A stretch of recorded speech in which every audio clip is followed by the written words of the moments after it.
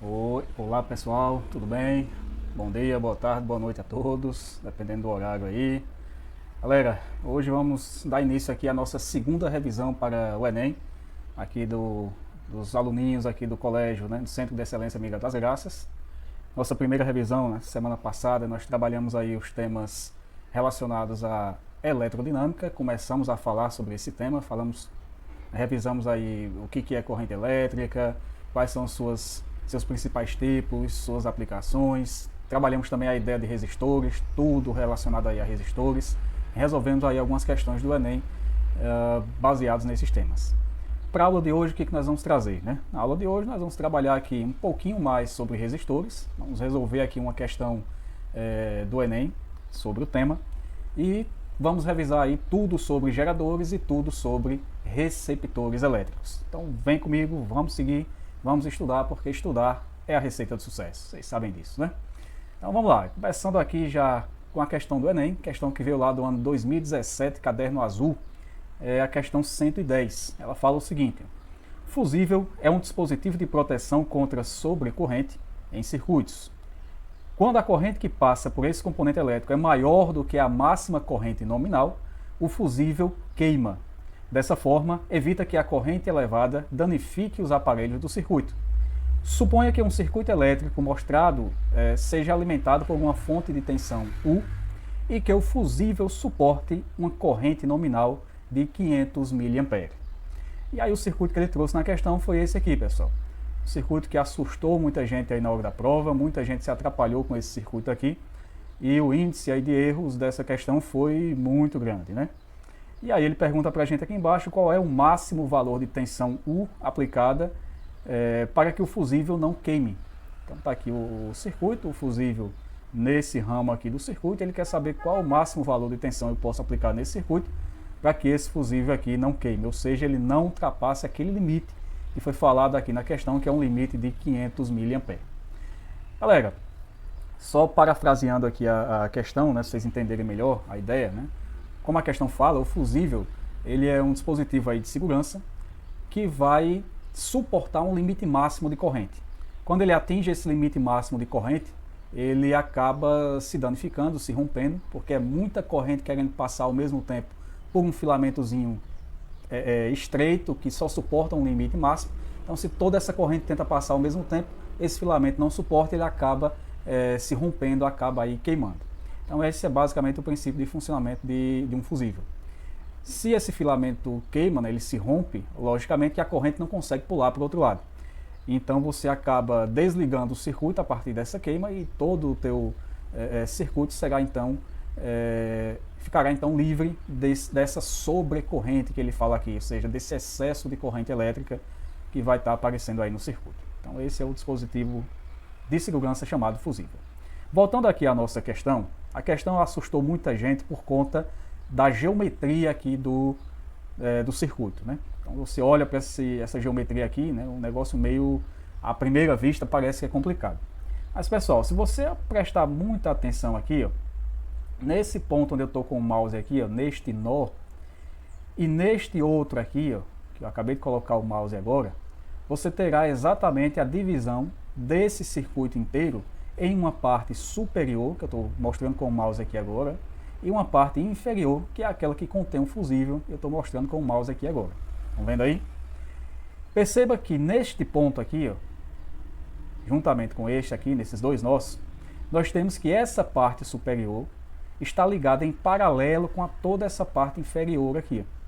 E se nós temos aqui uma ligação em paralelo, a tensão aplicada para esse circuito aqui superior, obrigatoriamente será a mesma tensão aplicada para esse circuito inferior aqui.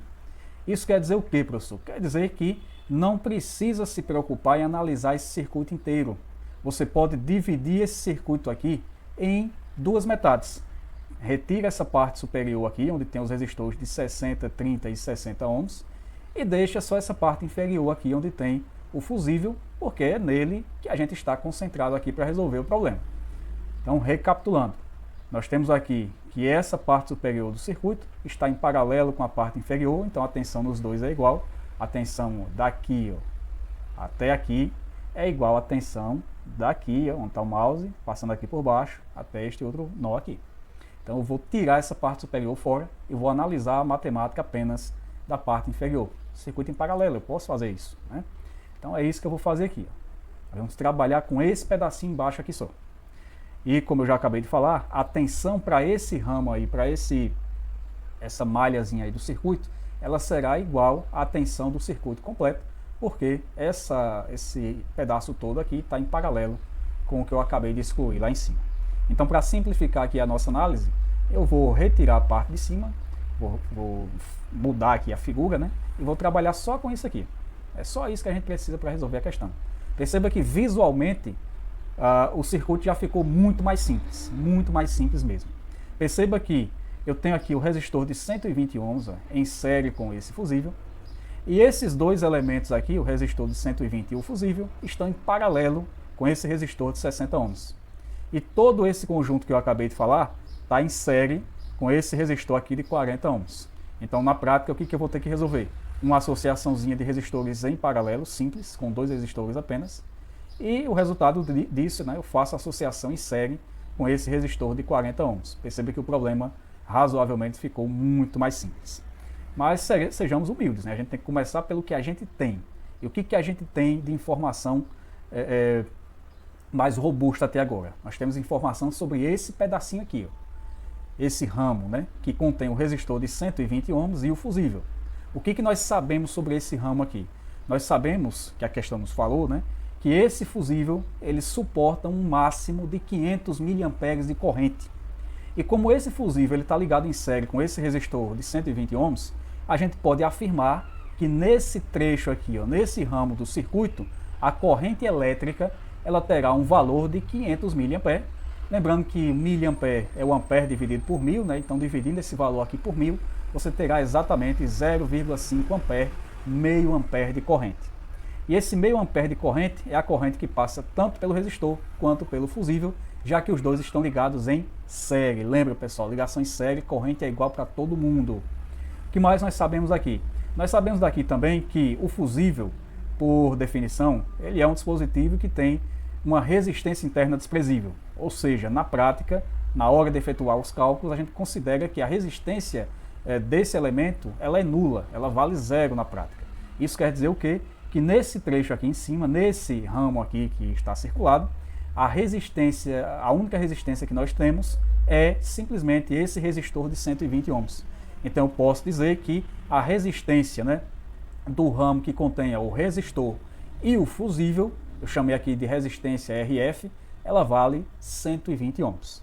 Então veja, pessoal, nesse ramo aqui nós conhecemos tanto a corrente elétrica quanto a resistência elétrica para esse ramo. Lembrando aí da primeira lei de Ohm, né, U igual a R vezes I, uma risada intensa, qual é a única coisa que a gente ainda não conhece, mas pode descobrir aqui? É isso mesmo, a gente não conhece, mas pode descobrir a tensão nesse trecho aqui do circuito, a tensão elétrica, que eu chamei aqui de tensão RF, para fazer alusão aí ao resistor e o fusível, né, a tensão do trecho que tem o resistor e o fusível. Então o que nós vamos fazer? Vamos aplicar a primeira lei de Ohm para calcular essa tensão nesse trecho aí que está circulado. Então, olha, U igual a R vezes I, primeira lei de Ohm, onde a tensão é a tensão que está sendo aplicada aí no resistor e no fusível, a resistência é a resistência entre o resistor e o fusível, que nós já sabemos que vale 120 ohms, e a corrente elétrica ali, ela vale 0,5 ampere. Então, substituindo esses valores na primeira lei de Ohm, nós teremos que a tensão será de 120 vezes meio, e 120 vezes meio vai dar exatamente 60 volts. Então, para esse trecho aqui no circuito, nós acabamos de descobrir que a tensão vale 60 volts. E veja como isso daqui é importantíssimo, pessoal. Se eu sei que a tensão ali em cima, só nesse pedacinho aqui, já é de 60 volts, obviamente que quando eu olho aqui para as alternativas, eu já posso eliminar três alternativas aqui. A letra A, que fala que é de 20 volts, não tem cabimento de ser 20 volts. Se só aqui já está dando 60, como é que no circuito inteiro vai dar 20 volts? Não se pode criar energia do nada, né? Então, a letra A está descartada. A letra B, que fala que é 40 volts, está descartada pelo mesmo motivo. E a letra C, ela fala que é 60 volts. Também a gente pode já descartar, porque se só nesse trecho já é 60, lembre que todo o resto ainda vai precisar de tensão para funcionar. Então, a gente já pode aí descartar o item C também. Olha só que bacana. Só analisando esse pedacinho aqui, ó, você já fica livre de 3 alternativas. É assim que se resolve a questão do Enem, é fazendo a análise com humildade, com paciência e com um olhar aí mais acurado. Então, 3 alternativas a gente já sabe que estão erradas. Nos sobram apenas o quê? O item D e o item E. Pelo esquema aí de correção de provas do Enem, você marcando em qualquer uma dessas alternativas, D ou E, mesmo marcando na alternativa errada, você ainda ganha um ponto. Por quê? Porque você já sabe que os outros 3 aqui são absurdos. Então esses 2 aqui, um é o real e o outro é o que se aproxima do real. Então se você marca nesse que se aproxima, você já ganha ponto sim. Mas vamos seguir, né? A gente quer descobrir a resposta correta. Então vamos fazer a projeção aí agora para um ramo um pouquinho maior. Temos aqui uma malhazinha agora, onde eu tenho aqui que ampliar essa análise. Para isso eu vou redesenhar aqui o circuito, para não bagunçar tudo que eu já mostrei para vocês aqui. E agora faz muito bem, né, para nós, se nós demarcarmos aí os nós desse circuito. O que são nós, pessoal? Nós são pontos aí de ligação entre os elementos do circuito. E em outras palavras, são pontos aí onde a corrente pode, por exemplo, se dividir entre um ramo e outro. Então nós identificamos aqui 3 nós. Ó. Isso aqui é um nó, onde você tem aqui, ó, considerando a corrente com sentido convencional, né, saindo do polo positivo aqui, ó, ela vai chegar neste ponto aqui, e parte dessa corrente vai vir aqui, ó, por esse ramo onde tem um fusível, e outra parte vem por esse ramo onde tem um resistor de 60 ohms. Elas vão se juntar aqui de novo, então aqui eu posso considerar como sendo um outro nó. E quando elas se juntam aqui, elas vão passar pelo resistor de 40 ohms e vão seguir aqui até este ponto, que tem a parte superior, ela não sumiu, a gente excluiu da análise, mas ela ainda existe, né? Então aqui nós temos um outro nó, que é onde você vai ter a junção com a corrente da parte superior, que a gente definiu aí que não precisaria analisar. Então na prática nós temos 3 nós aqui nesse circuito. A cada um desses nós eu vou dar nomes aqui. Ó. Aqui é o nó que eu chamei de A, aqui B e aqui C.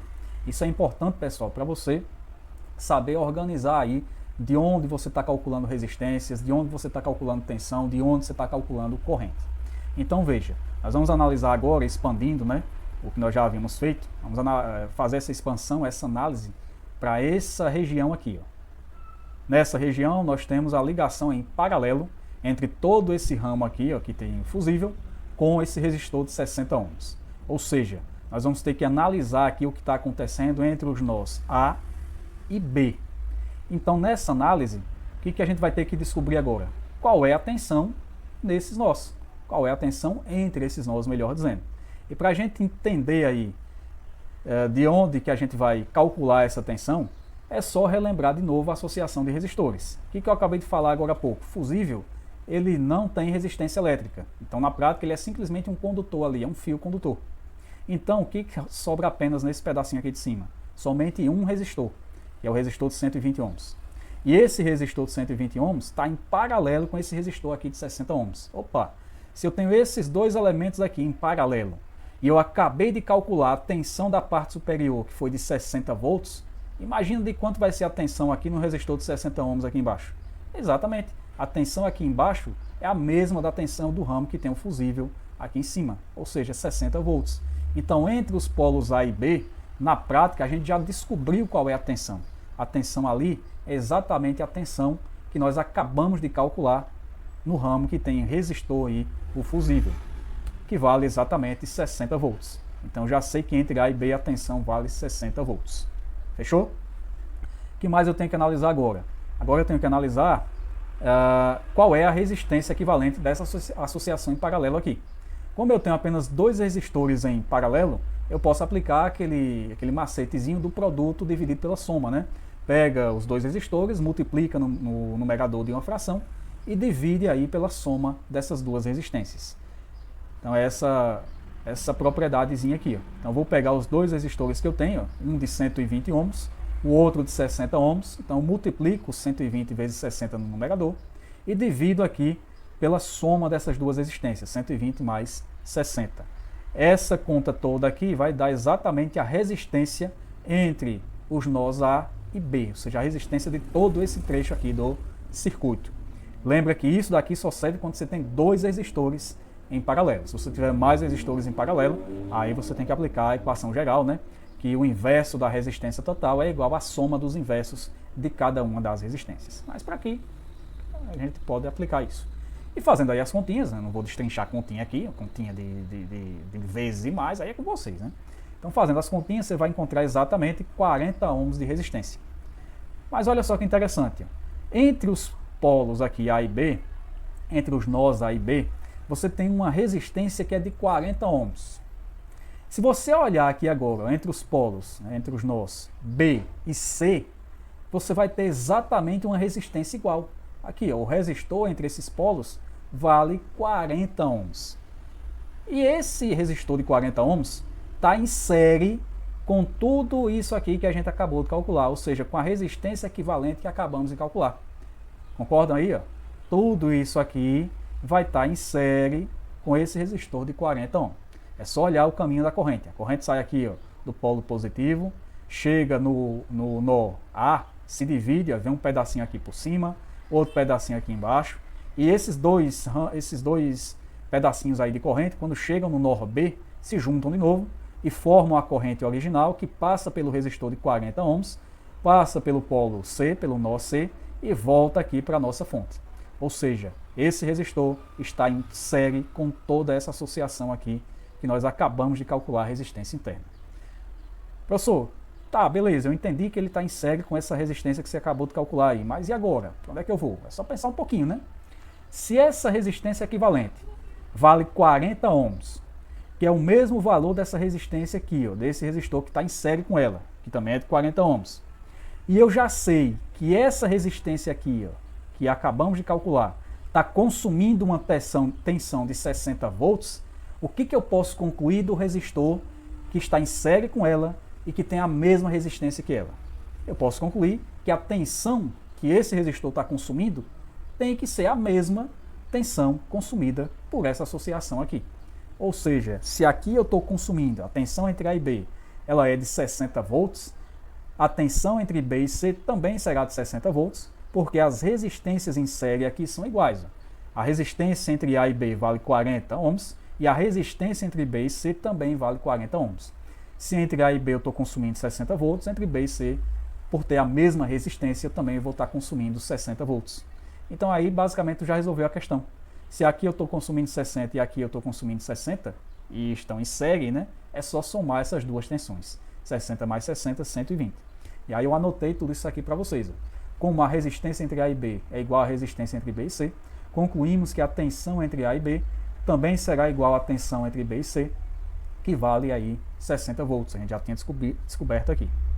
Como nós temos uma associação em série, né, então, portanto, nós teremos que a tensão pedida na questão, que é a tensão total aqui, ó, será igual à tensão entre A e B mais a tensão entre B e C.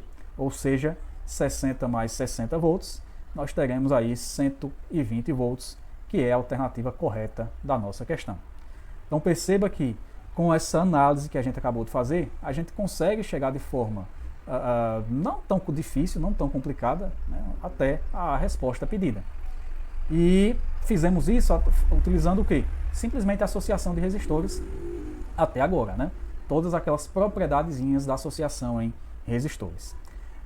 Já vi outros professores aí resolvendo essa questão na internet, né, inclusive, e eles te ensinam a calcular, né, exatamente quais são todas as correntes que passam por aqui e tal, e com base nisso chegam nos 120 volts.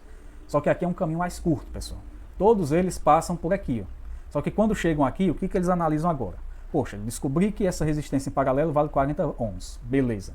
Então a resistência total, ou seja, a resistência entre A e C, vai ser a resistência em série entre AB mais AC. Ou seja, 40 ohms entre A e B, mais 40 ohms entre B e C. Isso quer dizer o quê? Que a resistência total será de 80 ohms. Então, eu estou só resumindo o que eu acabei de falar. A resistência total será de 80 ohms. É essa daqui toda, mais essa daqui de 40 ohms.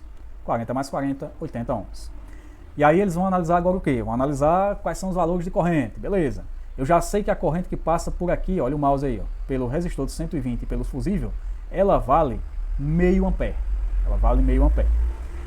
E eu sei que a tensão entre A e B vale 60 volts. Então eu posso descobrir qual é a corrente que passa aqui embaixo, pelo resistor de 60 ohms. É só aplicar a primeira lei de Ohm, né? U igual a R vezes I. Então vai ficar U igual a 60 ohms vezes 60 volts, desculpe, né? Vai ficar 60 volts igual a 60 ohms vezes a corrente que passa por esse resistor aqui. Pega o 60, passa para o outro lado dividindo, então você vai encontrar que a corrente elétrica aqui embaixo é de 1 ampere. Como nós temos uma associação em paralelo, e lá em cima a corrente vale meio ampere, aqui embaixo, eu te falei agora como é que calcula, né? A corrente vale 1 ampere. 1 ampere mais meio ampere vai dar 1,5 ampere nesse trecho aqui, AB. Como o trecho AB aqui, ó, essa corrente que eu acabei de calcular, está em série aqui com o resistor de 40 ohms, então a corrente tem que ser igual para esse resistor de 40 ohms também. Ou seja, a corrente entre A e C, a corrente total, será de 1,5 ampere. E aí se eu tenho a resistência total e tenho a corrente total, o que eu posso fazer? Aplica agora sim a primeira lei de Ohm para o circuito geral, e ao aplicar a primeira lei de Ohm para o circuito geral, você vai ter aí ó, a resistência total que é de 80 vezes a corrente total que é de 1,5, que vai dar exatamente os 120 volts que a gente já tinha descoberto muito antes, só fazendo a análise das propriedades de associação de resistores. Então a questão está aí, destrinchada aí, a meu ver, da melhor maneira possível, resolvida aí pelo método mais prático, ou seja, aquele que utiliza as propriedades de associação de resistores, e pelo menos falada aqui, né, de forma bem resumida aqui no quadrinho, por exemplo, de como é que você faria a conta total até chegar no 120, beleza? Lembra que o Enem, você tem que ter o mínimo de tempo possível para resolver a questão, você não pode perder muito tempo na questão, então creio eu que resolver aqui pelas propriedades se torna muito mais rápido do que tu tentar fazer todas as contas até chegar nesse 120 aqui, que nós concluímos bem antes aqui, beleza? Então galera, essa foi mais uma questão aí de resistores, vamos avançar agora, falar sobre geradores elétricos. Vamos falar. Galera, o que é um gerador elétrico? Um gerador elétrico é todo e qualquer dispositivo que vai transformar qualquer outra forma de energia em energia elétrica. E nós temos aí no mercado, né, vários dispositivos que fazem esse papel, baseados aí em transformações de diversas formas de energia. Então trouxe aqui para vocês apenas alguns exemplos, né? Então nós temos aqui os geradores químicos, são aqueles que vão transformar a energia química em energia elétrica, e esses geradores químicos são conhecidos aí por nós como pilhas e baterias, né?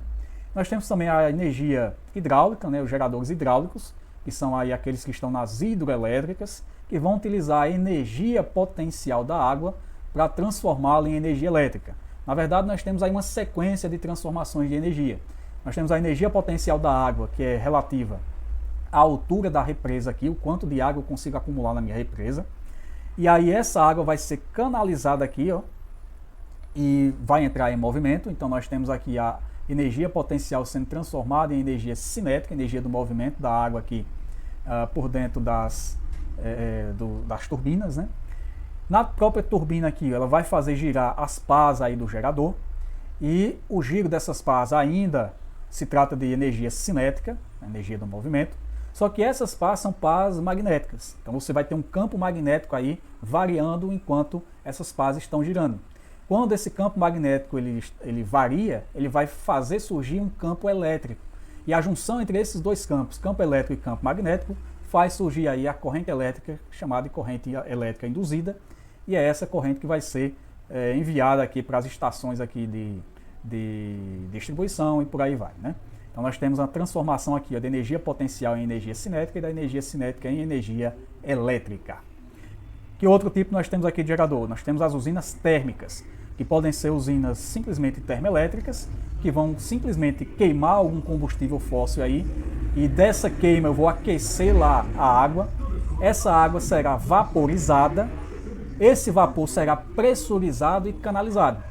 Esse vapor canalizado vai soprar aí a turbina, vai mover as pás de uma turbina, fazendo com que haja a variação do campo magnético, que provoca o aparecimento do campo elétrico, e campo elétrico mais campo magnético faz surgir o quê? Corrente elétrica, exatamente.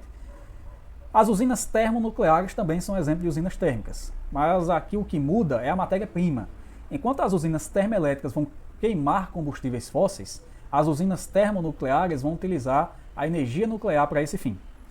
Vamos pegar aí basicamente o urânio, que é o material aí mais utilizado aí pelas usinas.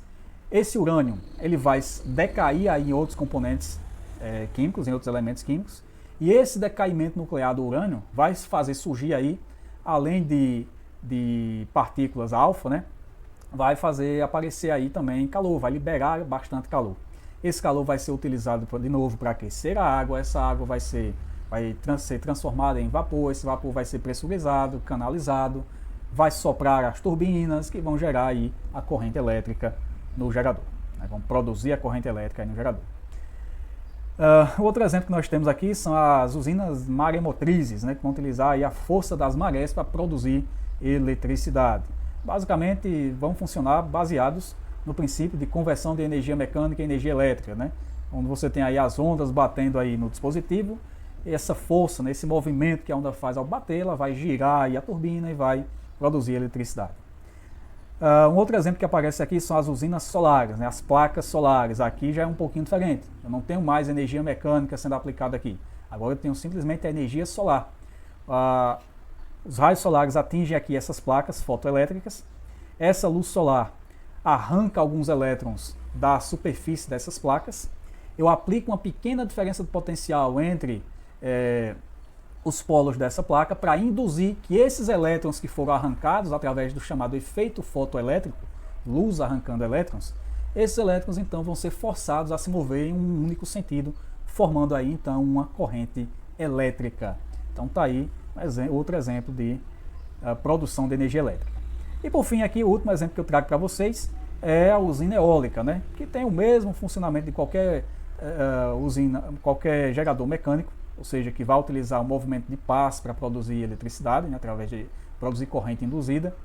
E aí agora a nossa matéria-prima é o vento, né? Então você tem o vento aqui fazendo as hélices girarem, o giro dessa hélice acoplado aí à turbina, né, está fazendo com que a turbina também gire, e esse giro aí da turbina vai induzir o aparecimento de uma corrente elétrica. Então alguns exemplos aqui, os exemplos mais comuns, mais clássicos sobre geradores elétricos que você encontra aí no dia a dia.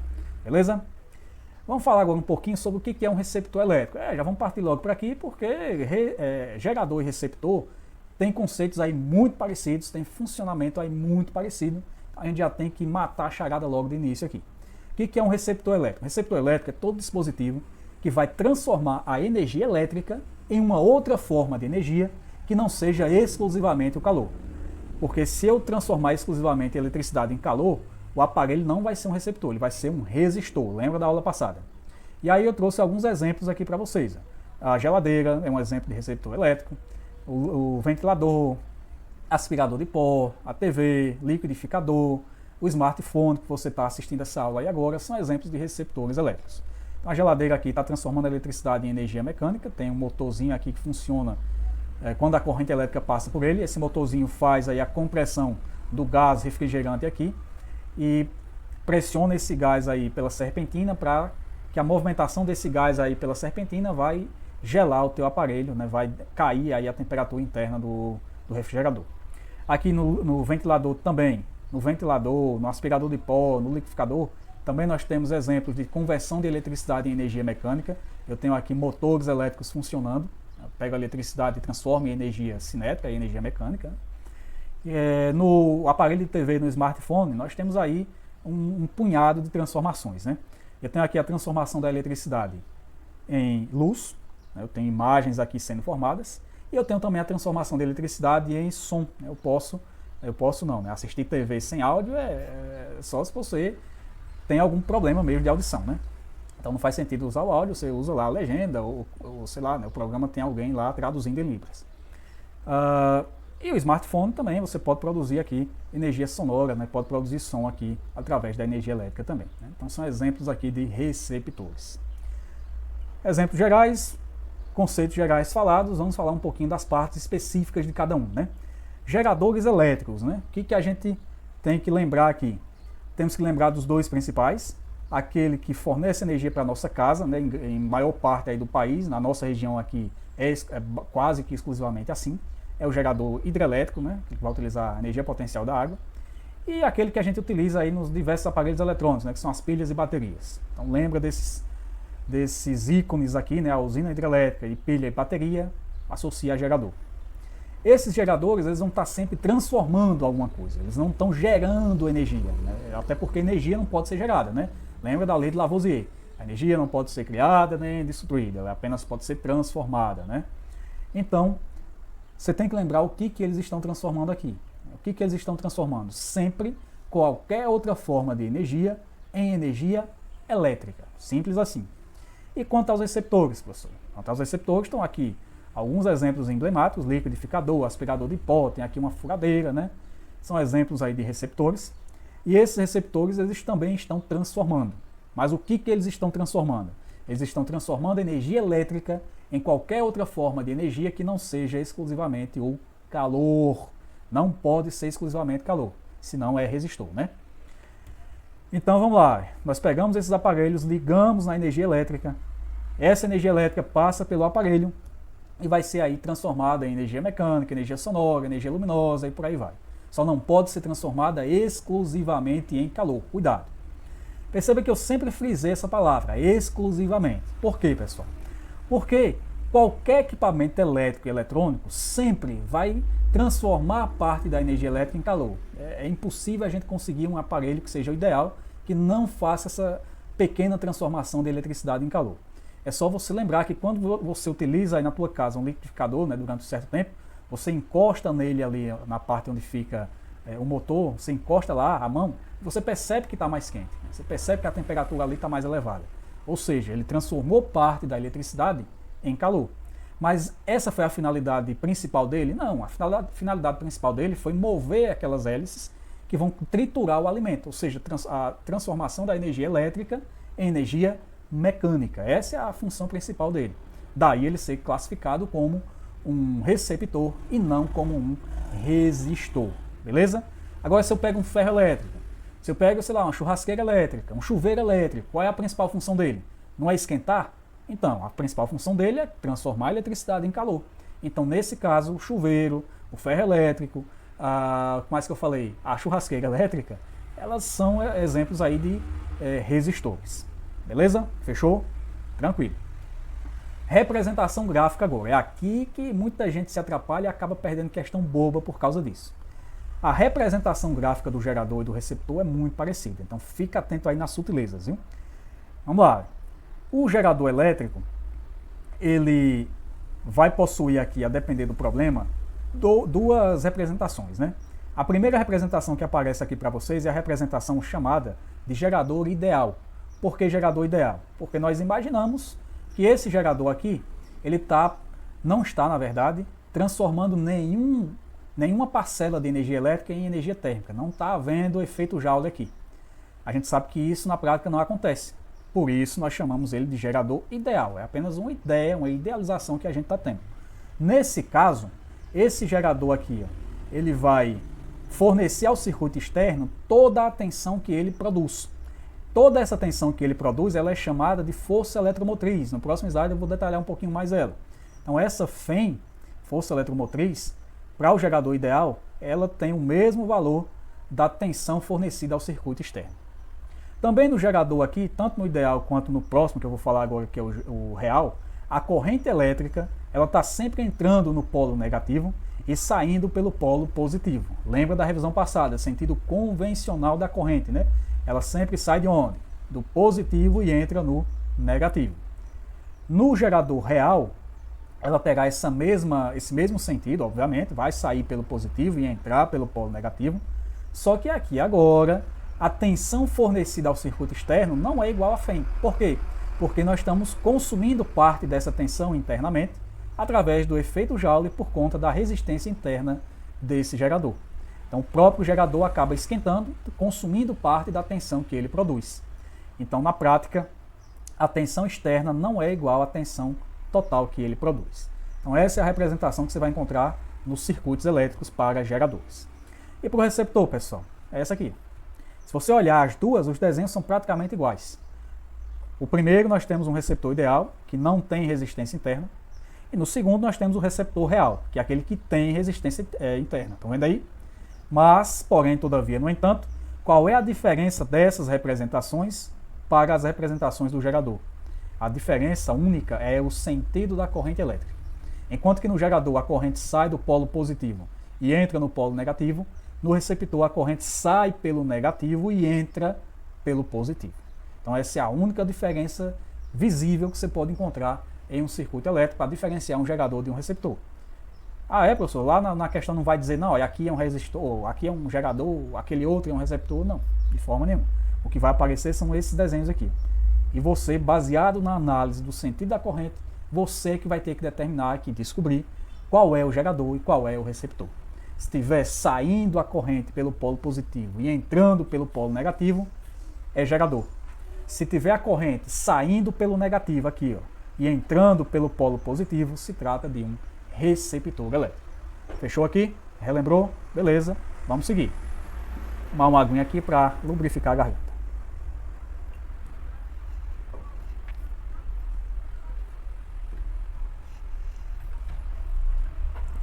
Bom, galera, vamos seguir aqui, ó. Seguindo aqui o nosso slide, né? Vamos falar agora de algumas características matemáticas desses elementos. Então, o primeiro elemento que a gente vai citar aqui, né, é justamente o gerador. No gerador, o que nós temos? Eu vou utilizar aqui uma pilhazinha, como sendo a nossa representação de geradores. E nessa pilha aqui, vocês já sabem, né, o polo positivo é aquela partezinha que tem uma saliênciazinha, né? O polo negativo é aquela parte que é mais chapadinha lá da pilha, né? Então, a corrente aqui vai estar saindo pelo polo positivo e vai estar entrando no polo negativo dessa pilha. Tudo bem até aí? Beleza. Se eu tenho o gerador desligado, eu não terei corrente passando por ele. Porém, eu terei tensão nesse gerador. Essa tensão no gerador desligado é o que nós chamamos de força eletromotriz. O nome é impróprio, é força, se trata de força, se trata de uma tensão. E essa força eletromotriz, então, será a tensão total que esse gerador produz. Simbolizo essa Φ, chamada, abreviando, né, Φ, vamos simbolizá-la pela letra grega epsilon. Todo gerador ele vai esquentar, ou seja, ele vai ter uma resistência interna que, ao ser atravessada pela corrente elétrica, vai produzir o efeito Joule, vai esquentar um pouquinho. Então, todo gerador tem uma resistência interna aqui, ó, esse Rzinho. Tudo bem até aí? Beleza. Imagina que eu ligo esse gerador agora a qualquer elemento externo, quer seja um resistor ou um receptor. O que é que vai aparecer? Vai aparecer nele a corrente elétrica, beleza? Essa corrente elétrica que vai passar aqui pelo gerador, ela vai estar sendo consumida tanto pelo circuito externo, quanto pela resistência interna aqui. Em relação aí à tensão, né, que está sendo aplicada aqui ao circuito externo, melhor dizendo, essa tensão aqui, ó, chamada de UAB, né, tensão entre A e B, ela será exatamente igual à tensão total produzida pelo gerador, que é a nossa Φ, a nossa força eletromotriz, menos a tensão que é consumida pelo próprio gerador, ou seja, consumida pela resistência interna aqui. E essa tensão que é consumida por uma resistência pode ser calculada de que forma? Aplicando-se a primeira lei de Ohm, não é isso? U igual a R vezes I. É por isso que a equação do gerador tem esse formato aqui, ó. Tensão externa, tensão entre os polos A e B, é igual a força eletromotriz menos a resistência desculpe, menos a resistência interna vezes a corrente. U igual a epsilon menos R vezes I. Ou seja, a tensão fornecida ao meio externo é igual à tensão total subtraída da tensão consumida internamente. Então essa é a equação do gerador. Beleza? No circuito aberto, até já falei no slide anterior, né? Quando eu tenho um circuito aqui desligado, a tensão entre os polos A e B será igual à força eletromotriz. Por quê? Porque no circuito aberto, eu não tenho a corrente elétrica aqui passando, né? A corrente elétrica, olha, vai ser zero. Se a corrente é zero, o meu resistor interno aqui, a resistência interna, não está consumindo corrente, não está consumindo tensão.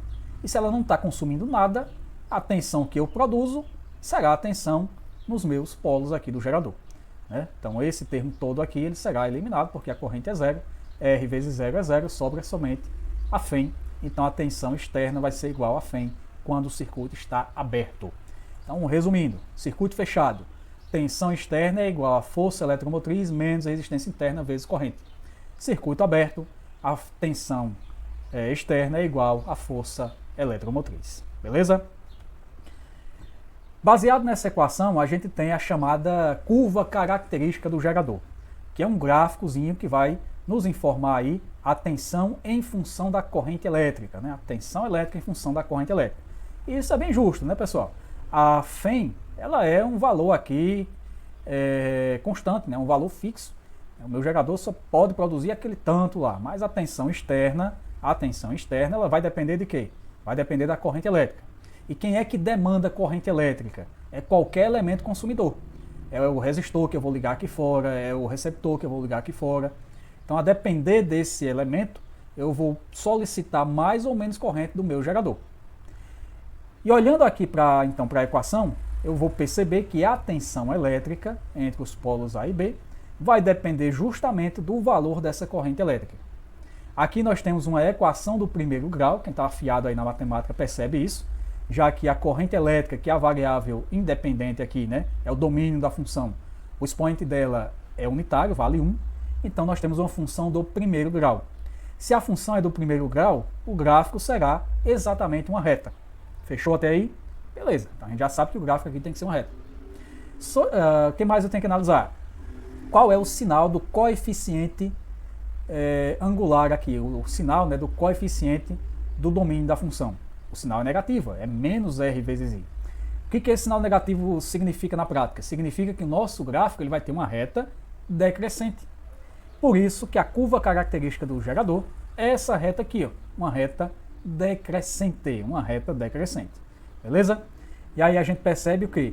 Que à medida que a corrente elétrica aumenta, a tensão fornecida externamente ela vai diminuindo, beleza? Então são grandezas aí que na prática são inversamente proporcionais, né? Então você tem aqui que a corrente aumenta, tensão vai diminuindo. Corrente aumenta, tensão diminui, beleza? Gerador em curto-circuito, né? O que é um gerador em curto-circuito? É quando eu pego simplesmente o polo positivo do gerador e ligo através de um fio condutor ao polo negativo. Esse fio aqui não tem resistência nenhuma, então ele não vai consumir tensão, não vai consumir corrente. E então você terá aí que a corrente vai atravessar toda, né, completamente aqui o gerador e vai ser completamente consumida pela resistência interna. Nesse caso aqui, ó, a corrente vai ser chamada de corrente de curto-circuito, abreviada aí de ICC, né, corrente de curto-circuito. E essa corrente de curto-circuito aí, ela vai acontecer quando a tensão externa ela é igual a zero. Por quê? Porque eu vou ter que toda a corrente vai estar sendo consumida internamente. Eu não terei nenhuma tensão, nenhuma corrente sendo consumida externamente ao meu circuito. Ela vai ser toda consumida aqui, ó, pela resistência elétrica. Se eu não tenho nenhum elemento consumindo essa tensão, olha o mouse aí, ó, consumindo essa tensão externa, então essa tensão é zero. Passando aqui para o outro lado, o Rzinho vezes I, né? Tá negativo, passa positivo. Então nós teremos que a FEM será igual a Rzinho vezes I. Então a corrente elétrica será igual a FEM dividido pela resistência interna. Lembrando que essa corrente apareceu devido a um curto-circuito, então nós chamamos ela de corrente de curto-circuito. E aí eu te mostrei agora por que temos essa relação. Né? Corrente de curto-circuito é igual a FEM dividido pela resistência interna. É simplesmente a primeira lei de Ohm, já que nós temos apenas a resistência interna consumindo a tensão e a corrente aí desse gerador, beleza? No gráfico, né, onde é que você vai encontrar essa corrente de curto-circuito? Aqui, ó, onde o gráfico cruza o eixo das correntes, né, o eixo horizontal, né? Então aqui, ó, corrente de curto-circuito é igual a esse ponto aqui de cruzamento. É só lembrar que na corrente de curto-circuito a tensão é zero. Então olha só, tensão igual a zero. Onde é que eu vou encontrar isso? Quando o gráfico cruza o eixo horizontal. No eixo vertical, o que eu encontro aqui em cima? Onde o gráfico cruza o eixo vertical, nós temos a FEM. Né? Aqui é quando a corrente é zero. Corrente igual a zero significa que o circuito está em aberto. Então, com o circuito em aberto, quanto é que vale a tensão? Circuito em aberto, a tensão vale a FEM. Né? Então, por isso que aqui em cima, onde o gráfico cruza o eixo vertical, você terá a tensão igual à força eletromotriz. Beleza? Vamos seguir. Falar agora sobre potência, né? Vamos lá, potência útil do gerador, né? Pessoal, o que é potência? Potência nada mais é do que a energia utilizada em um certo tempo. Quando eu falo em potência útil, eu tenho que trabalhar com a energia útil, ou seja, a energia que está sendo utilizada por algum elemento consumidor. Essa energia útil, quando se fala do gerador, ela será relacionada aí à tensão que ele fornece ao circuito externo. Qual a função do gerador? Não é fornecer tensão ao circuito externo? Pois bem, então para calcular a potência útil, eu vou ter que utilizar essa tensão que ele fornece ao circuito externo. Por isso que a potência útil para o gerador é simplesmente aquela equação geral de potência elétrica que a gente já havia visto lá na última revisão. Então, potência útil é igual a tensão externa vezes a corrente elétrica que atravessa esse gerador, beleza? Porém, a gente pode, aplicando a equação geral do gerador, né, a gente pode destrinchar um pouco essa equação e descobrir aí algumas equações alternativas para calcular essa potência útil. Então, vou chamar a equação geral de potência de equação 1 e vou aqui aplicar a equação do gerador, né, que diz o seguinte para a gente, que tensão externa é igual a Φ menos Rzinho vezes I. Então, o que eu posso fazer? Eu posso substituir essa tensão aqui da equação geral por toda essa expressão aqui do lado direito, Φ menos Rzinho vezes I. Então, olha, vou chamar isso aqui de equação 2 e vou substituir a equação 2 na equação 1. Então, onde tem U, onde tem tensão, eu vou colocar aqui, ó, epsilon menos Rzinho vezes I.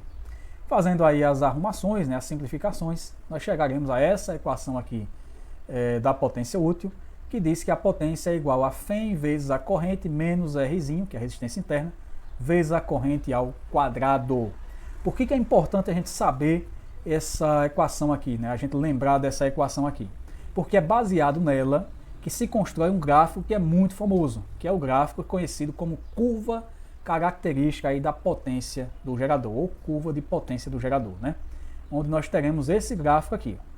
Por que esse gráfico tem esse formato? Que formato é esse? Vamos lembrar aí, né? Isso aqui é uma parábola, não é isso? Exatamente, é uma parábola. Por que o gráfico de potência do gerador é uma parábola? É só analisar essa equação que a gente acabou de deduzir aqui, ó. Nós temos que a potência está em função de quem? Em função da corrente.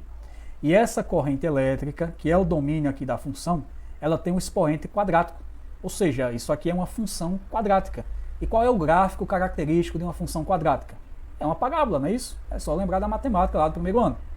Então nós teremos uma parábolazinha aqui, beleza. O que é que determina a concavidade da parábola, né? Se é concavidade para cima ou para baixo? É simplesmente o sinal do coeficiente A, né? Do coeficiente que multiplica o termo com expoente 2, né? E qual é o sinal aqui desse coeficiente? Né? Que o nosso coeficiente é a resistência interna, né? Qual o sinal aqui? É negativo. Quando o sinal do coeficiente que multiplica o termo ao quadrado é negativo, a parábola tem concavidade voltada para baixo. Então, por isso que a nossa parábola aqui, ó, tem abertura voltada para baixo. Tudo bem até aí? Beleza.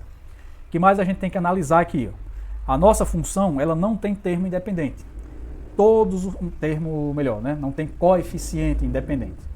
Todos os termos aqui, ó, eles estão multiplicando aí a corrente elétrica, estão dependendo da corrente, que é a nossa variável, né? Então não tem o termo C lá da matemática, né? Isso significa o quê? Significa que o coeficiente C vale zero. E quando o coeficiente C vale zero lá na matemática, o gráfico sempre sai de onde? Sempre sai da origem. É por isso que no nosso gráfico aqui, ó, de potência do gerador, a nossa parábola sempre parte aqui do zero, sempre parte da origem. Porque o nosso coeficiente independente vale zero, né? Ele não existe ele aqui, ó, vale zero. O que mais nós podemos deduzir daqui? Nós podemos deduzir que se a parábola tem concavidade voltada para baixo, essa parábola tem ponto de máximo. Esse ponto de máximo aqui, ele sempre representa o máximo valor da imagem da função, ou seja, o máximo valor do y lá da matemática. Só que aqui agora na nossa física, esse y da matemática equivale ao que, pessoal? Equivale à potência útil do gerador. É por isso que o ponto de máximo aqui, ó, da curva de potência vale a potência máxima que esse gerador pode produzir. E quando é que esse gerador vai produzir a potência máxima? Ele vai produzir a potência máxima quando exatamente a corrente que o atravessa vale a metade da corrente de curto-circuito. E neste instante eu vou te mostrar o porquê a gente chega a essa conclusão. Antes disso, eu preciso comentar com vocês sobre isso aqui. o ponto, a segunda raiz, né, do nosso gráfico, né, a primeira raiz é aqui, ó, onde ele parte da origem, a segunda raiz é onde ele cruza novamente aqui o eixo das correntes. Quando ele cruza o eixo das correntes, o que acontece aqui? Ó? Nós temos que a potência é zero. Então, para a potência ser zero, algum desses dois, olha o mouse aí, para a potência ser zero, um desses dois tem que ser zero, ou a tensão ou a corrente. Mas convenhamos, se tu está olhando para esse gráfico, tu está vendo, olha aqui, ó, que a corrente, nesse caso aqui, não vale zero. Ela está bem afastada do zero, né? Então, o que você conclui? O que é zero aqui também? É a tensão. A tensão é zero para que a potência seja zero. Por isso que nós concluímos que aqui equivale exatamente à corrente de curto-circuito. Por quê? Porque quando a tensão externa é zero, nós temos que o gerador está em curto-circuito e a corrente que passa por ele é então a corrente chamada de corrente de curto-circuito. É aquela que vai ser consumida internamente pela resistência interna. Fechou? Então, esse ponto aqui representa o ICC, corrente de curto-circuito. Vamos dar sequência aqui. Ó. Vamos falar agora, vamos chegar à conclusão de por que aqui nós temos ICC dividido por 2. Né? A gente já pode, inclusive, deduzir por aqui. Né? Se vocês acabaram de entender aí de por que aqui é corrente de curto-circuito, vocês vão lembrar que no ponto de máximo eu tenho a divisão aqui da parábola ao meio. Né? O lado esquerdo e o lado direito aqui exatamente ao meio em relação ao eixo horizontal, né? E então nós teremos o quê? Se daqui, ó, do zero até aqui, ó, este é o ponto onde está o mouse, eu tenho a corrente de curto-circuito, no meio do caminho eu terei exatamente a corrente de curto, corrente de curto dividido por 2, a metade dela. É isso? Beleza. Mas vamos falar um pouquinho mais, né? Quando é que acontece na prática essa potência máxima? Quando é que o gerador terá potência máxima? Ele terá potência máxima quando o circuito externo tem exatamente a mesma resistência, melhor, o mesmo valor de resistência da resistência interna desse gerador.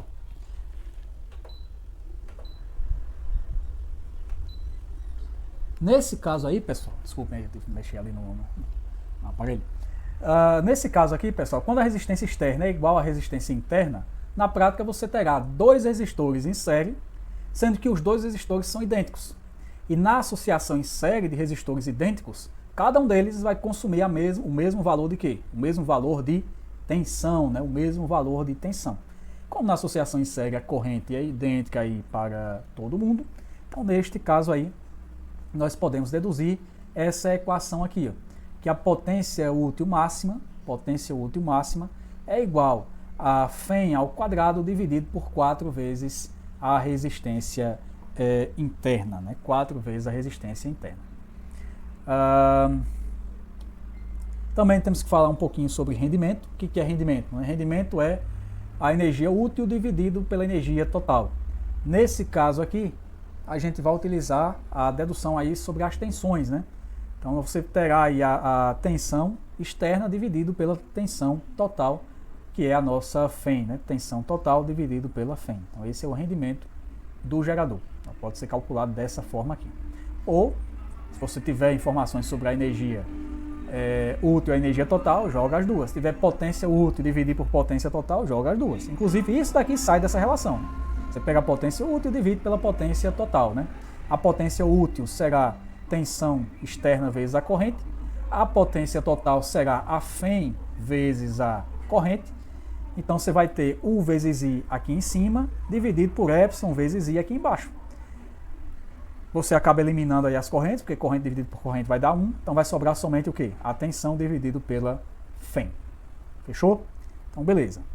Então conseguimos revisar aí todas as equações, o gráfico aí que envolve gerador elétrico. Então podemos agora falar sobre a equação do receptor, que é bem parecida com o gerador, com algumas sutilezas aqui. Então, no caso do receptor, o que nós temos que lembrar? O receptor ele vai consumir corrente elétrica, ele precisa de corrente elétrica para funcionar. Então ele vai ter que ser ligado a um gerador, não é isso? Beleza? Se ele está sendo ligado aqui a um gerador, a uma fonte, né, ele vai ter que receber o que esse gerador produz. O que ele produz? Ele produz essa tensão aqui entre os polos. Então o receptor ele vai receber essa tensão aqui para funcionar. Essa tensão que ele recebe para funcionar, ela não vai ser convertida completamente na função com a qual ele foi criado. Essa tensão aqui, parte dela vai ser transformada em calor pelo efeito Joule, por conta da resistência interna aqui do receptor. Então, na prática, o que vai acontecer? Essa tensão recebida pelo receptor, parte dela será transformada, vai ser consumida aí por aquilo que o receptor foi criado para fazer. Por exemplo, se for um ventilador, essa parte dessa tensão vai ser usada para girar a hélice do ventilador, e um outro pedacinho dela, né, uma outra parte dessa tensão, vai ser consumida em forma de calor devido à resistência interna. Então, se eu for equacionar todas as tensões que estão aparecendo aqui, eu teria o seguinte: essa tensão externa aqui, ela está sendo fornecida ao aparelho, e internamente ela vai ser consumida pela força contra-eletromotriz e também vai estar sendo consumida pela resistência interna desse elemento. Então, quando eu vou montar a equação, na prática, o que vai ter que acontecer? Que a tensão que entra tem que ser igual a todas as tensões consumidas internamente. Ou seja, a tensão que o receptor pega aqui no circuito, recebe do circuito, né, que é o U' de AB, vai ser igual à soma entre a tensão consumida pela Fecem mais a tensão consumida aí pela resistência interna. Por isso que a equação do receptor tem esse formato aqui, ó. Tensão entre os polos igual a Fecem mais R vezes I. Quando a gente faz a representação aqui, né, didaticamente para vocês, a gente usa esse apóstrofozinho aqui para diferenciar lá do gerador, né? Então aqui é a tensão recebida pelo receptor, aqui é a Fecem do receptor, né, a força contra-eletromotriz, e aqui resistência interna do receptor. Então a gente chama aqui de U', Epsilon' e R'. Mas nas questões, nos circuitos que você vai resolver, isso aqui não vai estar aí em destaque não. Você vai ter que identificar, repito, quem é o receptor por isso aqui, ó, pela corrente elétrica. Se a corrente entra no polo positivo, sai no polo negativo, você tem que saber que isso daqui é um receptor e é essa equação que você deve aplicar a ele, né? Tensão entre os polos A e B é igual à força contra-eletromotriz que aparece aqui, mais R vezes corrente elétrica. Beleza? Olhando aí para essa equação, a gente percebe que a tensão, de novo, está dependendo da corrente, é uma equação do primeiro grau. Essa equação do primeiro grau tem como gráfico uma reta, e essa reta será uma reta crescente porque o sinal agora do coeficiente aqui, ó, ele é positivo. E é por isso que a curva característica aí do receptor vai ter esse formato aqui, ó. Ela é uma reta e essa reta ela é crescente. Então o gráfico é de tensão em função da corrente e reta crescente e mais, né? De onde é que vai sair essa reta? Essa reta vai sair sempre de um ponto acima do zero aqui.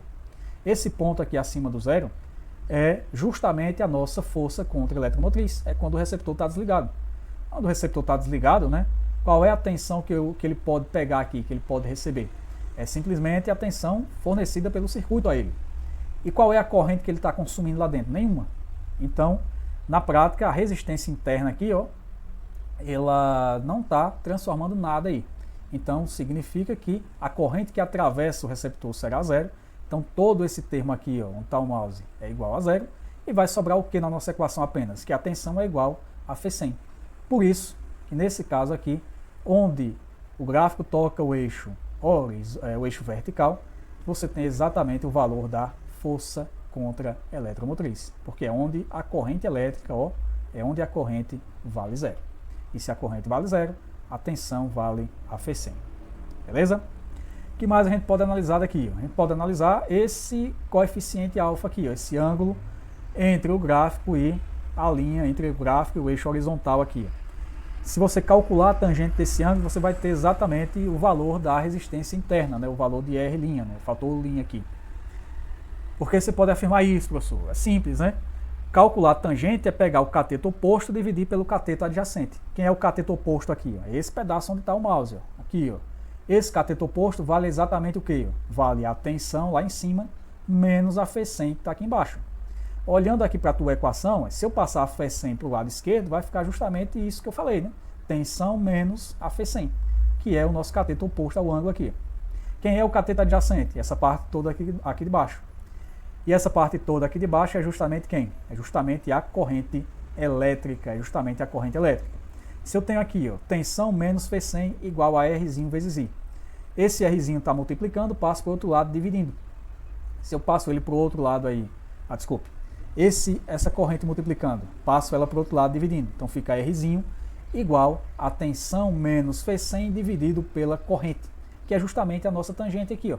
É justamente a tangente. Tensão menos Φ100 dividido pela corrente. Por isso que a gente afirma isso, que a tangente é numericamente igual à resistência interna do receptor. Potência útil do receptor é aquela que vai utilizar aí a tensão útil dele, que é a Φ100, multiplicada pela corrente. Aqui nada de novo, né, pessoal? Aqui é a equação geral de potência elétrica, né? Só que agora a tensão útil é a força contra a eletromotriz, é ela que é utilizada para fazer funcionar aí esse receptor. Destrinchando aí nessa equação, né, substituindo a equação do receptor nessa equação de potência, você vai chegar nessa função aqui, ó, de potência útil igual a tensão vezes corrente menos resistência interna vezes corrente ao quadrado. E aqui você destaca que esse primeiro termo, né, que é a tensão U vezes a corrente, significa a potência total que está sendo recebida por esse aparelho. E o outro termo, R' vezes I ao quadrado, representa justamente a potência que é dissipada por esse elemento. Então, potência total menos potência dissipada. U' vezes I menos R' vezes I ao quadrado. Também podemos falar sobre rendimento do receptor, né? Relembrar aí.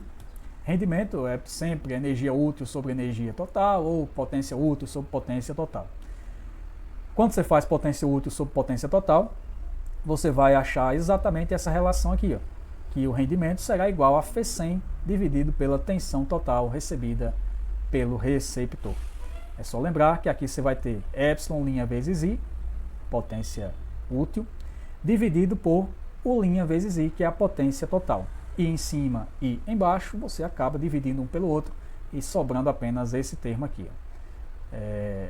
Rendimento igual a força contra a eletromotriz dividido pela tensão. E para finalizar aqui a nossa revisão sobre gerador e receptor, vamos falar sobre associações de geradores, né? Dá para a gente ligar geradores, assim como os resistores, né? Dá para a gente ligar gerador em série, gerador em paralelo, fazer ligações mistas e por aí vai. Então vamos falar aqui sobre essas ligações. Associação de geradores em série, né? Você vai pegar sempre polo positivo ligado com polo negativo do gerador seguinte, né? Positivo, negativo, positivo, negativo, positivo, negativo. Sempre essa sequência aqui, ó. Então, polo positivo de um liga com polo negativo do outro e assim sucessivamente. Na associação em série de geradores, nós temos algumas características. Uma delas é que nós temos um ganho de tensão. A tensão elétrica ela é a soma das tensões de cada um dos geradores, né? Então, o exemplo aqui, ó, das pilhazinhas, né? A pilha geralmente ela tem 1,5 volt de tensão.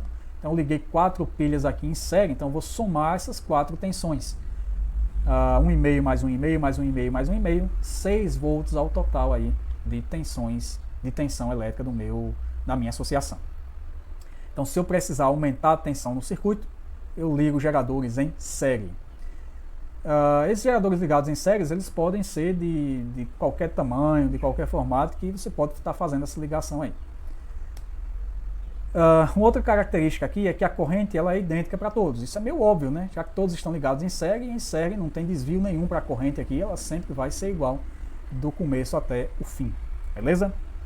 Associação em paralelo. Associação em paralelo é quando eu coloco todos os polos iguais de um lado e os polos iguais do outro, né? Todos os polos positivos de um lado, todos os polos negativos do outro lado, e aí eu faço a ligação entre esses polos, todos os positivos e todos os negativos. Então o circuito fica assim. Ligo todos os polos positivos aqui e interligo todos os polos negativos aqui. O que vai acontecer aqui com as características, né? As características serão o seguinte: nesse caso agora, a tensão aplicada aqui será exatamente a tensão de cada um dos geradores, de cada uma dessas pilhazinhas aqui. Então, se cada pilha tem 1,5 volt, posso associar aqui infinitas pilhas em paralelo, cada uma com 1,5 volt, que no final, toda essa associação de infinitas pilhas, ela terá aí uma tensão também de 1,5 volts. Tá, professor, mas qual é a vantagem disso, né? Vamos lá. Nesse caso aqui, os geradores eles precisam ser idênticos. Se forem geradores diferentes, aí dá ruim, porque se eu tiver aqui, por exemplo, um gerador de 1 volt só, aí ele não vai funcionar mais como gerador, ele vai funcionar como um receptor, beleza? A corrente elétrica terá aí o sentido invertido ao passar por ele, e aí ele não vai mais funcionar como um gerador no circuito, ele vai fazer as vezes aí de um receptor. Então, ao invés de você ter algum ganho com esse circuito, você vai acabar perdendo corrente, porque ele vai consumir corrente lá e mais, né? Corrente de curto-circuito, né? O que mais? Nós temos aqui que a tensão ela é igual para a tensão de cada gerador, né? Já falei sobre isso. E a principal vantagem é essa aqui, né? Que você vai ter aí que a corrente total é a soma das correntes de cada gerador, ou seja, você vai ter um ganho de corrente. Então, na prática, quais são as vantagens de cada um, né? Na associação em série, você tem ganho de tensão, enquanto que na associação em paralelo você tem ganho de corrente. É só lembrar disso. Você associa gerador em série para ganhar tensão, associa gerador em paralelo para ganhar mais corrente. Beleza? Com isso a gente já pode aí partir para as questões, né? A gente encerra aí a parte do conteúdo e vamos aqui resolver algumas questões do Enem que envolvem esse tema. Então a primeira questão que aparece aqui para a gente é a questão do Enem de 2017, a prova em Libras, né? A prova que foi aplicada aí em Libras, para as pessoas aí que têm deficiência auditiva, né, e tem dificuldade aí para ler a prova, né, a prova escrita. Então teve aí a prova em Libras, né, que são profissionais, né, ditando, não sei se esse é o termo, né, ditando a prova em Libras para esses candidatos, e aí baseados nisso eles foram lá e resolveram a prova deles, beleza?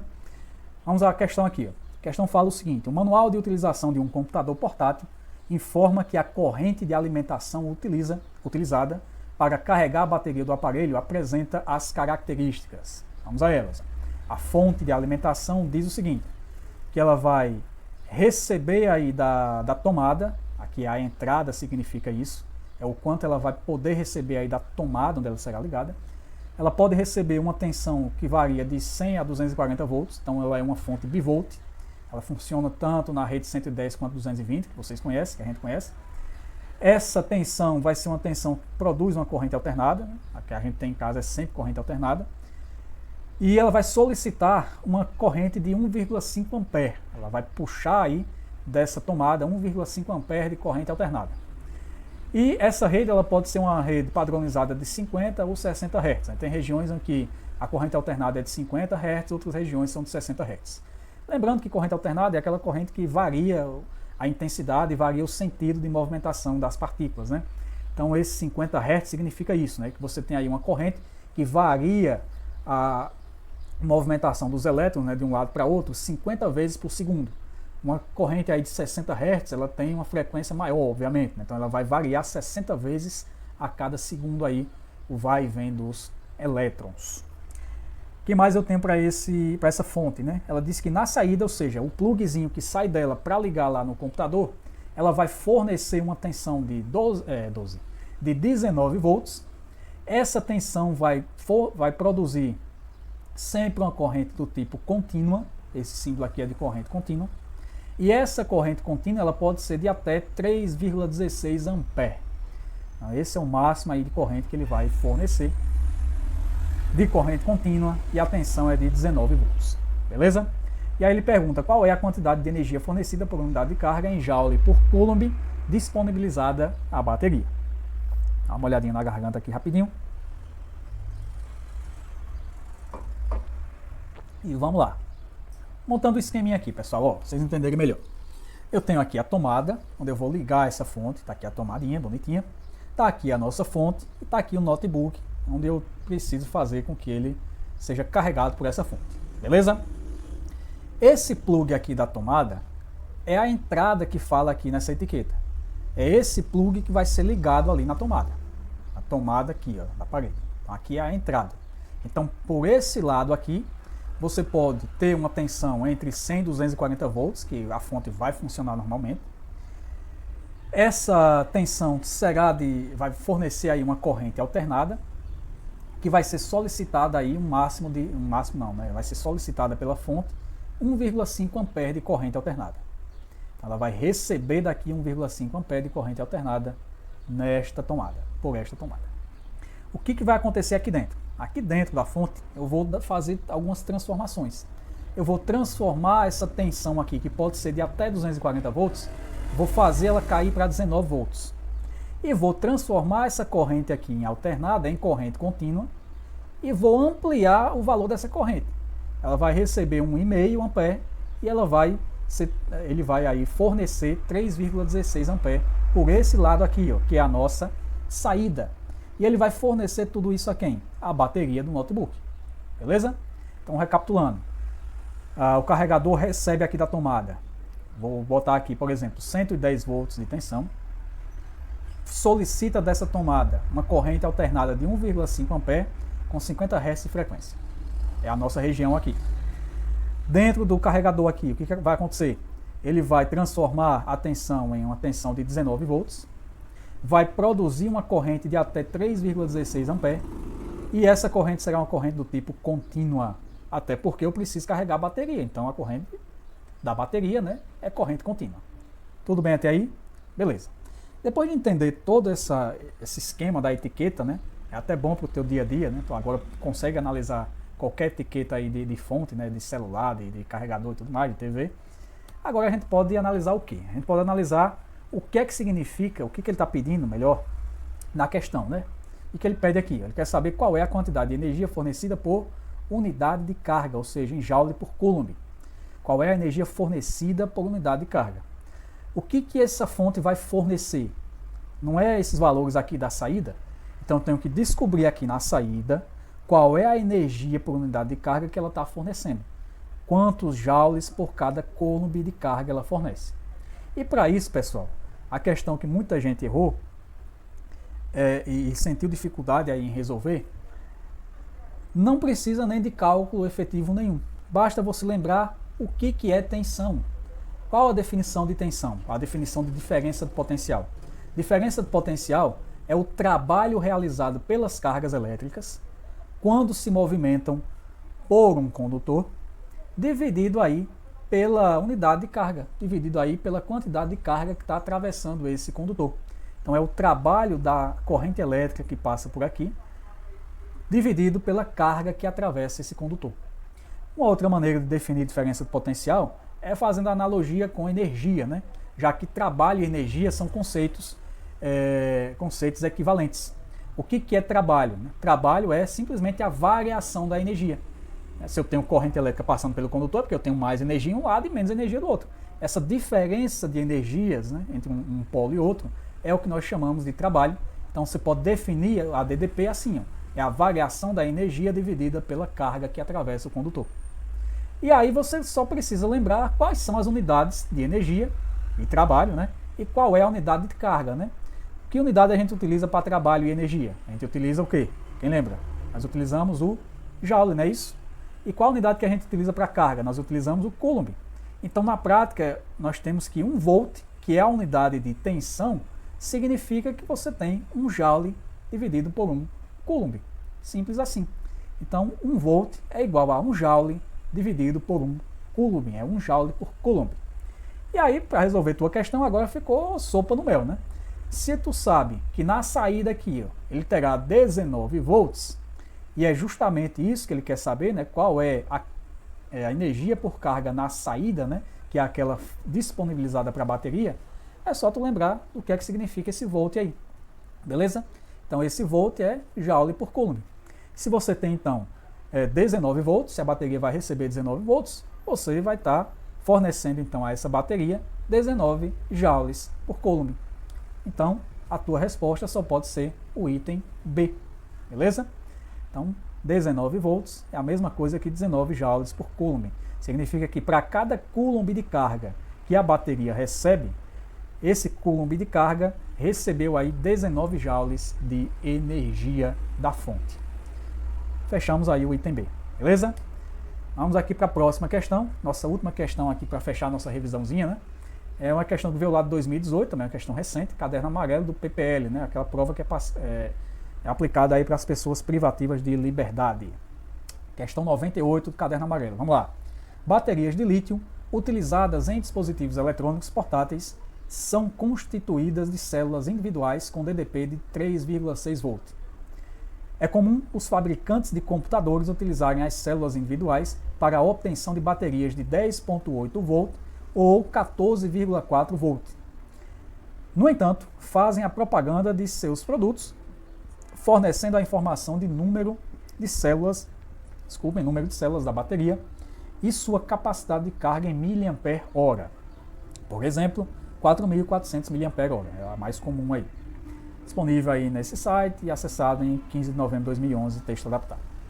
Dentre as baterias de 10.8 volts e 14,4 volts, constituídas por 12 células individuais, qual possui maior capacidade de carga?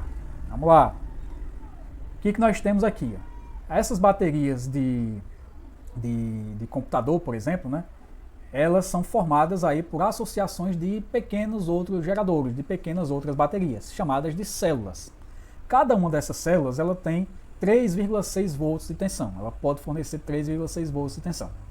Então eu posso pegar essas células e fazer algumas associações de geradores com elas. Eu posso ligá-las em série, posso ligá-las em paralelo, a depender aí da minha necessidade.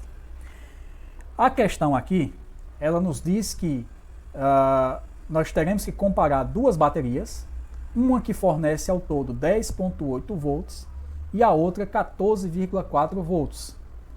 Só que para elas conseguirem fazer isso, elas precisam ser montadas com 12 células individuais.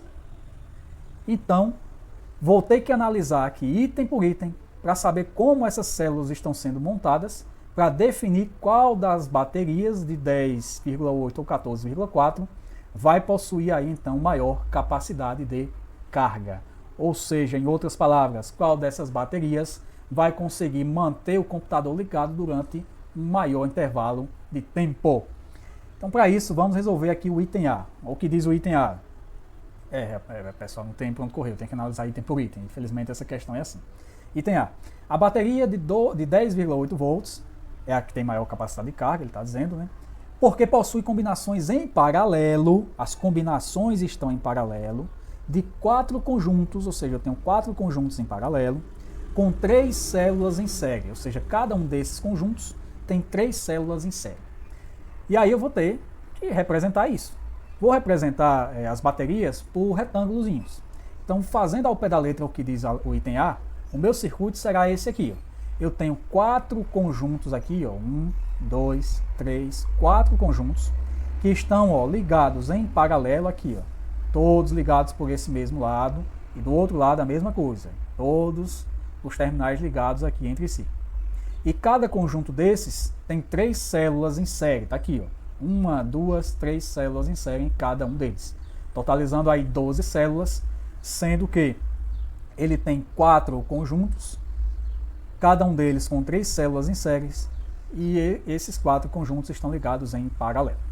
Aí a gente tem que lembrar de associação de geradores que eu acabei de falar aqui para vocês. Olhando para essas construções, cada célula dessas, a questão diz que tem 3,6 volts. Tá vendo aqui? Até pegar um marca-textozinho para destacar de onde eu tirei esses 3,6. Saiu daqui. Cada célula tem 3,6 volts. Isso quer dizer o quê? Que para cada conjunto desse, que eu tenho 3 células em série, eu terei que somar essas tensões. Lembra? Associação em série de geradores, soma-se as tensões. Então fica 3,6 mais 3,6 mais 3,6, vai dar quanto? Uma tensão de 10,8. Como os conjuntos estão ligados em paralelo, toda essa associação aqui vai ter uma tensão que vale 10,8 volts. Então o item A realmente, essa bateria que ele cita aqui, ela tem 10,8 volts, de acordo com essa ligação aqui. Por enquanto, eu não posso dizer se essa é a melhor ou não, eu tenho que analisar o restante. O que eu posso dizer é que esse conjunto foi montado corretamente. Essa bateria vai funcionar de acordo com tudo que foi dito no item A. Vamos ler o que diz o item B. No item B, eu teria uma bateria de 14,4 volts. E essa bateria, ela possui, melhor dizendo, combinações em paralelo de 3 conjuntos com 4 células em série. Então agora eu vou ter que construir aqui 3 conjuntos de células e cada conjunto desse vai ter 4 células ligadas em série. É basicamente o item A, só que um pouquinho mais estendido em relação às ligações em série e mais curto em relação às ligações em paralelo. Então fica assim, cada conjunto com 4 células em série, estão vendo aí? E são 3 conjuntos ao todo. 3 vezes 4, 12, então aí as 12 células. Lembrando que cada célula tem 3,6 volts, já vimos isso, Na associação em série aqui, ó, eu vou somar essas células, vai dar exatamente os 14,4 volts. E como esses conjuntos estão em paralelo, toda essa bateria vai fornecer realmente 14,4 volts de tensão. Beleza? Então essa bateria também funciona perfeitamente. Se eu já quiser comparar o item A ao item B, eu já posso. Por quê? Porque eu tenho aqui, ó, uma ligação, né, em paralelo com 4 conjuntos e aqui uma ligação em paralelo com 3 conjuntos, sendo que a primeira vai fornecer uma tensão menor do que a segunda. Se a tensão aqui é menor, essa bateria aí vai descarregar mais lentamente, né? Se eu tenho mais tensão, então quer dizer que eu posso ligar um notebook aí que puxa mais corrente, então ele vai acabar perdendo carga mais rapidamente. Então eu já posso cravar aqui que entre os itens A e B, aquele que vai ter maior capacidade de carga, vai ser aí o item A, né? Vai descarregar mais lentamente. Mas temos que analisar o restante, né? Vamos para o item C. O item C, a bateria de 14,4 volts, porque possui combinações em série de 3 conjuntos com 4 células em paralelo. Então eu tenho que ter 3 conjuntos, cada conjunto desse tem que ter 4 células em paralelo. Então vamos montar isso aí. 1, 2, 3 conjuntos, cada conjunto 4 células em paralelo. Só que lembrando das associações, né? Cada célula dessa tem 3,6 volts, então cada associação em paralelo dessa tem também 3,6 volts. Isso quer dizer o quê? Que o conjunto, a associação total aqui, né? A associação dos conjuntos, que é em série, esse conjunto está em série com esse, está em série com esse, eu tenho que somar essas 3 tensões. E somando essas 3 tensões, eu vou ter no total 10,8 volts. E aí, olha, acaba já descartando o item C. Porque no item C ele diz que a bateria tem 14,4 volts. Então, está errado o que ele acabou de afirmar no item C. Então, o item C já está descartado da nossa resposta, né? Não bate o que ele diz com a tensão que ele fornece. O item D fala o seguinte: a bateria de 10,8 volts porque possui combinações em série de 4 conjuntos com 3 células em paralelo. Então agora nós teremos 4 conjuntos, cada conjunto desses tem 3 células em paralelo e esses conjuntos estão ligados em série. Então é isso aqui, ó. É como se fosse o item C com mais um elemento em série e menos um elemento aí em paralelo, né? Então ficaria assim. Lembrando que cada célula tem 3,6 volts, cada conjunto desse então terá uma tensão de 3,6 volts, porque em paralelo a tensão é igual para todos, e os conjuntos em série você terá uma tensão total, né, que é a soma dessas tensões parciais, e essa soma vai dar 14,4 volts. Como a questão fala que é 10,8, então o item D também está eliminado como possibilidade, né? A gente não tem aí o casamento entre o que acontece e o que ele afirma. O item E fala o seguinte: aquela bateria que tem maior capacidade de carga é a de 10,8 volts, porque possui combinações de 3 conjuntos com 4 células em série. Então agora eu tenho 3 conjuntos, cada conjunto desse terá 4 células em série, e esses conjuntos aí estão também ligados em série. Na prática, eu pegar as 12 células e ligar as 12 em série, né? Então tá aqui, ó. Só para destacar eu coloquei, né, os 3 conjuntos aqui, ó, o primeiro conjunto, segundo conjunto, terceiro conjunto. Mas na prática, como em cada conjunto as células estão em série e os conjuntos em si estão em série, você tem aqui as 12 células estão em série. Como cada célula dessa tem 3,6 volts, a tensão total dessa associação aqui é a soma dessas 12 tensões. E fazendo então aí 3,6 vezes 12, né, somando as 12 tensões, eu teria uma tensão total de 43,2 volts. E ele afirma no item E que essa tensão é de 10,8 volts. Então também está descartada essa possibilidade do item E. Então, voltando aí àquela análise nossa, né, em que a bateria, né, ela tem, por exemplo, uma capacidade de 4.400 mAh, a bateria que vai conseguir funcionar por mais tempo é aquela que tem aí ligações de conjuntos em paralelo, que tem mais conjuntos em paralelo, melhor dizendo, e que fornece uma menor tensão, porque aí eu vou ter menos tensão sendo consumida, então ela vai demorar mais tempo para descarregar. Então realmente o item A é aquele que é mais vantajoso para a gente.